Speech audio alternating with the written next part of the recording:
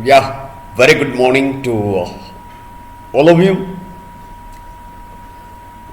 A 1 week gap in between, quite unavoidable it was. It was sudden. I apologize.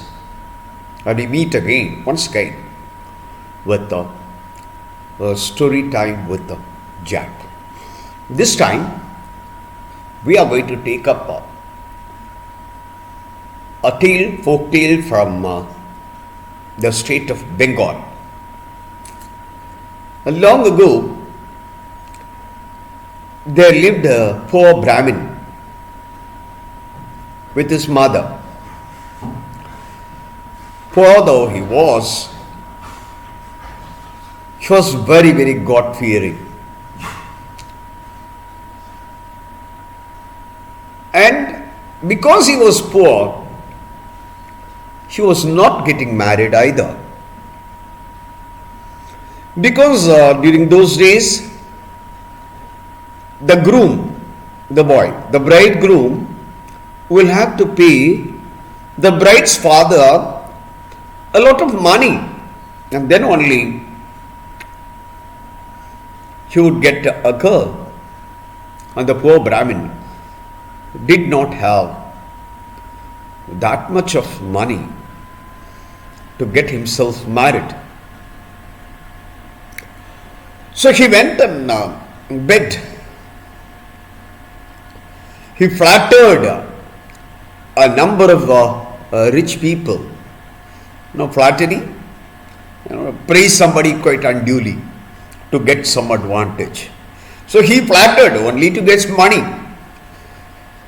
So he flattered and got money from here, there, from everywhere. And at last, when he had enough money, he got married also.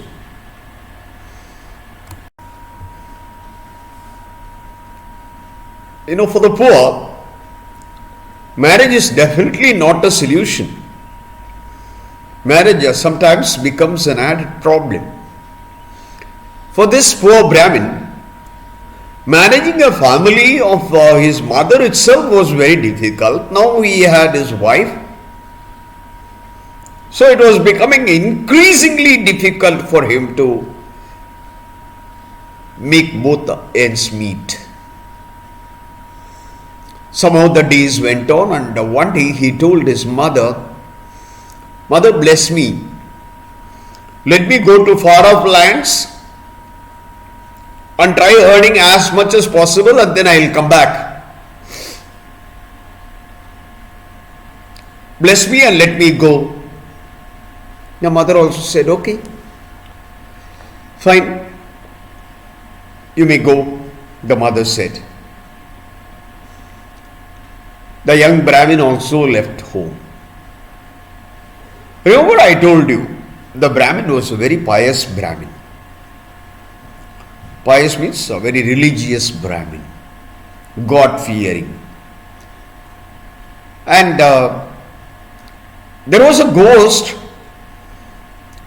that was very angry with this Brahmin. So what this ghost did was, after the Brahmin left,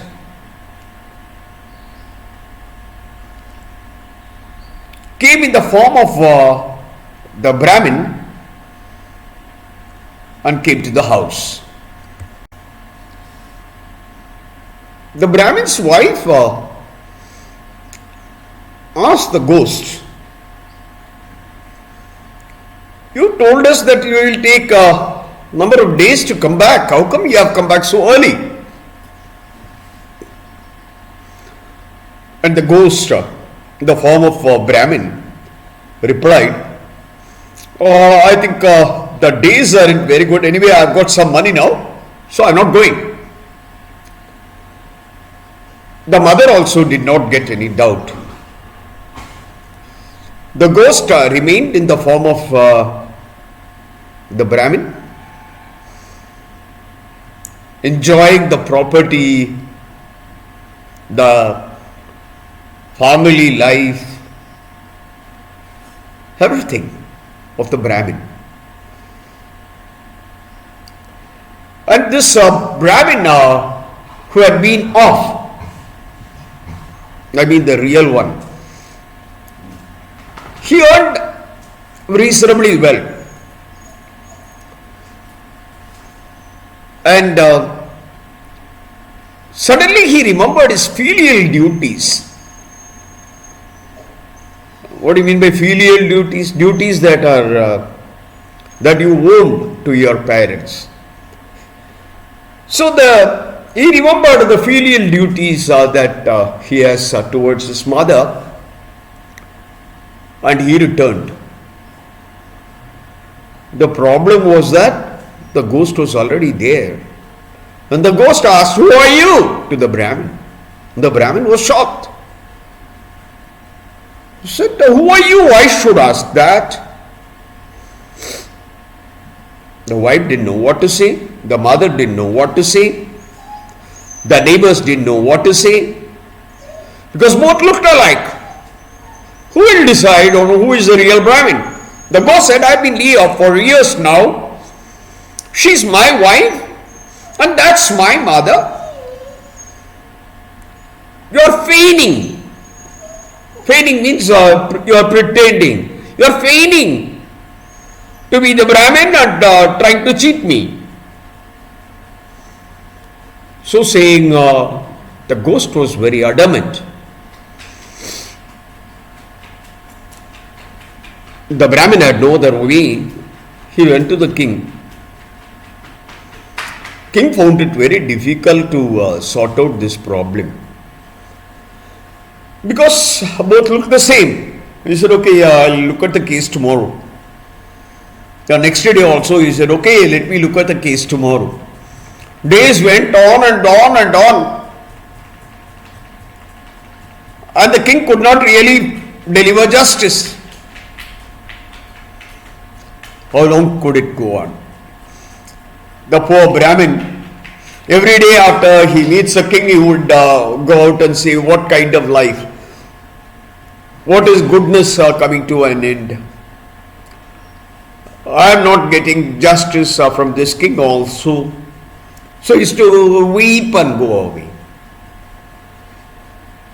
And every day on the way, he used to find a number of cowboys, playing around.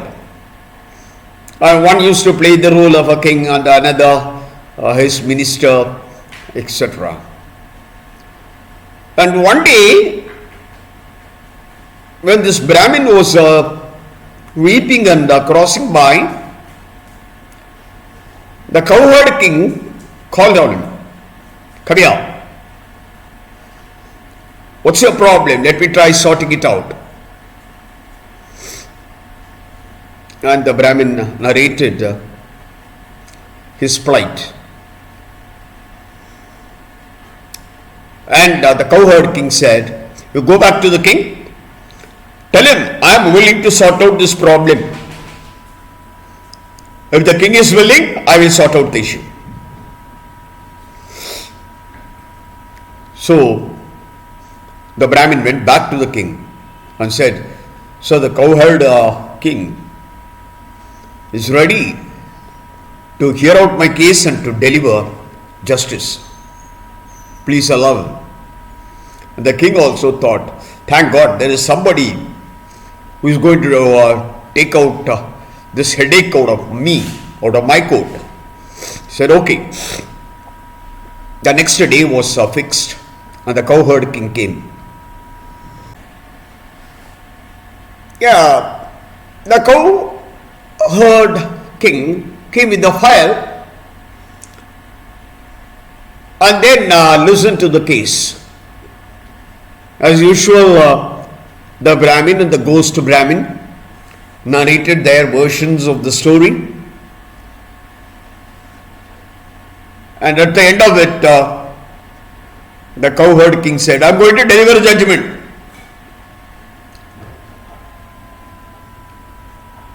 I agree to both the cases. I have listened to both the parties and I agree to both. Now I have decided to keep a test and to finalize. The one who is able to get into this file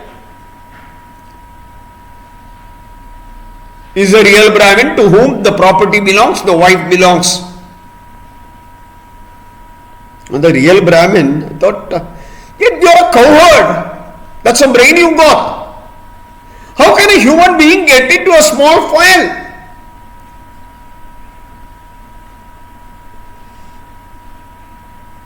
Then it is not yours. You wait and watch. And he asks other Brahmin, the ghost Brahmin, can you? If you can get into this file, then the property is yours, the wife is also yours. The ghost thought he was very intelligent, changed himself into a smoke, got into the fire. The shepherd king immediately sealed the fire with a cock and gave it to the Brahmin and told him, look here, O Brahmin, you take this file, throw it in the sea and enjoy your life, marital life, peacefully. That was the judgment given by the cowherd king. And thereafter the Brahmin and his wife and his mother, they lived very peacefully in Bengal. That's a story for the day. Let's meet next week. Until then, goodbye from JAP